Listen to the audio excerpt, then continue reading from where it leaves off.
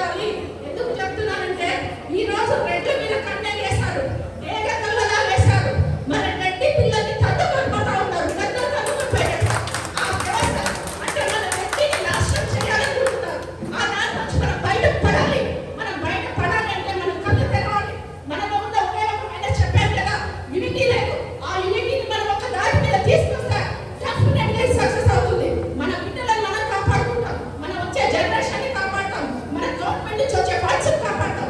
ప్రతి ఒక్కరిని కాపాడడానికి ఈ రెడ్డి సంఘంలోని ముందులో కాబట్టి మనమందరం ఒక దాటి పైన నిలిచి మనమందరం కూడా ఖచ్చితంగా రాబోయే రోజుల్లో రెడ్డి వర్గాన్ని కాపాడుకోవడానికి సూచన చెప్పకుండా క్షమించి మనమందరం ముందడిగేయాలని ఈ సభాముఖంగా నేను మీ అందరినీ వేడుకుంటున్నాను. జై రెడ్డి, జై జై రెడ్డి.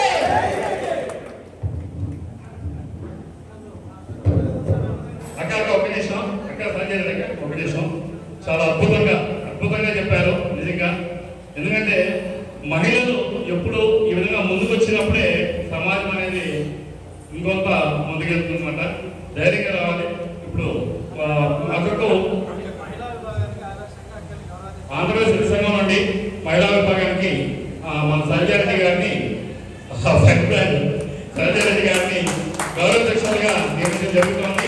ఇప్పుడు సంజయ్ రెడ్డి గారికి మన నరేష్ కుమార్ రెడ్డి, నారదరెడ్డి గారు, ధర్మారెడ్డి గారు చేత ముగ్గురి చేత ఒక చిన్న సన్మానం చేస్తూ కోరుకుంటున్నాం. తర్వాత మన రవిచంద్రారెడ్డి గారు చెన్నై నుండి మీరు ఒకసారి ఒక 2 minutes మన ఎంత బాగుంటుంది ఇదే కనుక మీరు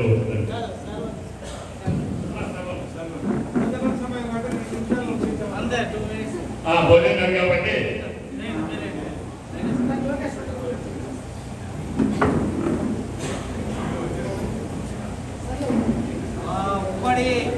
చాలా అగ్రెసివ్ గా, చాలా ఎమోషనల్ గా రెడ్డి ఎమోషన్ అనేది చాలా బాగా అద్భుతంగా చెప్పాను. నిజంగా మార్పు అనేది ఖచ్చితంగా రావాలని కోరుకుంటున్నాను.